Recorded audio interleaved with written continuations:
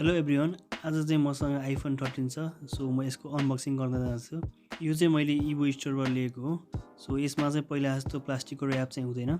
यसमा चाहिँ दुईवटा पुल ट्याब छ, सो इजिली ओपन गर्न सकिन्छ।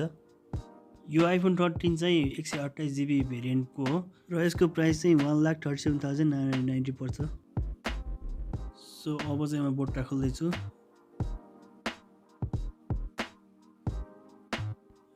यो रहेको छ आइफोन 13। सो यहाँभित्र के दिएको छ हेरौँ है त। यहाँ चाहिँ फर्स्टमा चाहिँ लाइटिङ टु USB-C केबल दिएको छ। अर्कोमा चाहिँ सिम ट्रे टुल छ। सो अनि अरू केही कागजहरू छ र यहाँ एप्पलले चाहिँ स्टिकर दिएको छ। यसमा चाहिँ हामीले एडाप्टर छुट्टै किन्नुपर्छ। अब चाहिँ आइफोन 13 को कुरा गरौँ।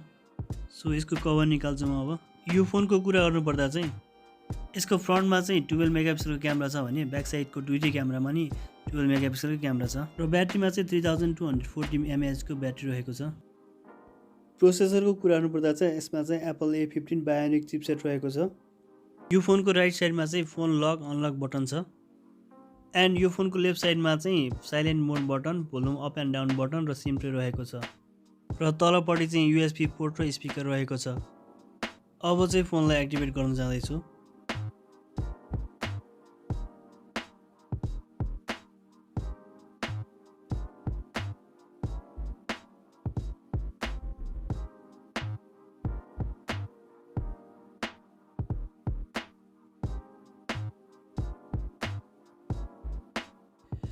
सो फोन चाहिँ एक्टिभेट भइसक्यो। अब म चाहिँ यो फोनको क्यामेरा टेस्ट गर्न जाँदैछु र फोटो खिच्दा चाहिँ यस प्रकार आएको छ फोटो। यसमा मलाई सिनेमेटिक मोड राम्रो लाग्यो किनभने फोकस सिफ्ट चाहिँ मजाले हुन्छ र यो फोनको क्यामेरामा धेरै राम्रो फिचर्सहरू रहेको छ। सो आजको भिडियो यति नै हो। यदि भिडियो मन परेमा लाइक, सेयर, सब्सक्राइब अनि कमेन्ट गरिदिनु होला। धन्यवाद।